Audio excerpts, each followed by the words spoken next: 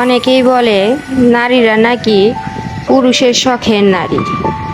শখের নারী যদি হয় তাহলে নারীদের তো অর্ধেক জীবন গেল রান্নাঘরে রান্না করতে করতে। আর রান্না মজা না হইলে কত কথাই তো শুনি। সো হ্যালো ভিউয়ার্স, আসসালামু আলাইকুম। কেমন আছেন সবাই? আমি তো মাশাআল্লাহ আপনাদের দোয়ায় খুব ভালো আছি। এই তো আপনাদের আপু আরেকটা নতুন ব্লগ নিয়ে আপনাদের মাঝে হাজির হলো। আশা রাখি আমার ব্লগটা দেখলে হয়তো আপনাদের ভালো লাগবে।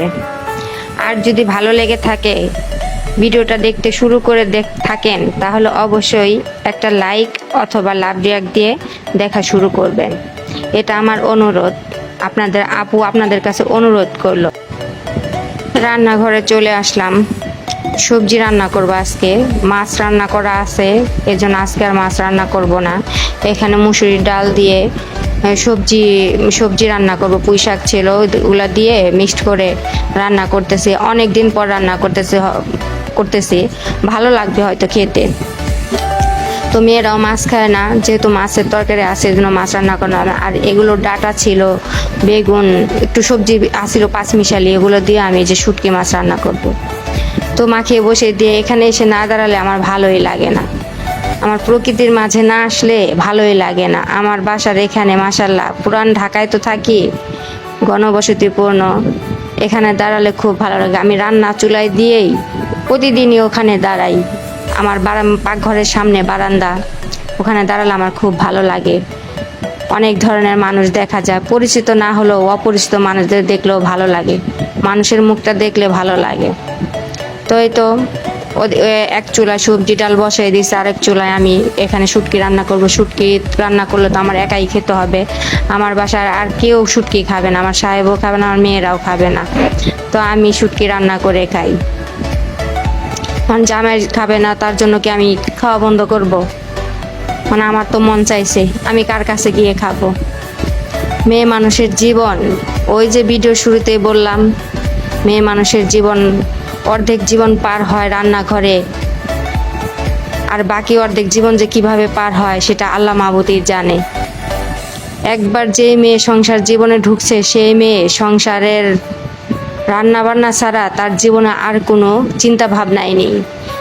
রাত পোহালে সকাল হলে শুরু হয় তার সারাদিনের জার্নি।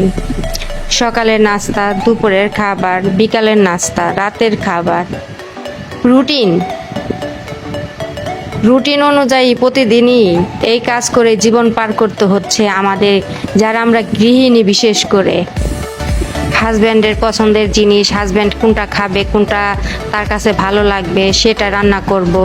সন্তানরা কোনটা খাবে, কোনটা তাদের ভালো লাগবে সেই জিনিসটা রান্না করব। এইভাবেই জীবন চলবে আমাদের। কিন্তু আমাদের ভালো মন্দের চিন্তা কে করবে? উপরওয়ালা করবে। এছাড়া তো আর আমাদের কোনো আশা ভরসা নেই। বাবা মা যতদিন বাঁচা থাকে, বাবা মার বাড়িতে গিয়ে মেয়েরা একটু শান্তি রিল্যাক্স নেয়।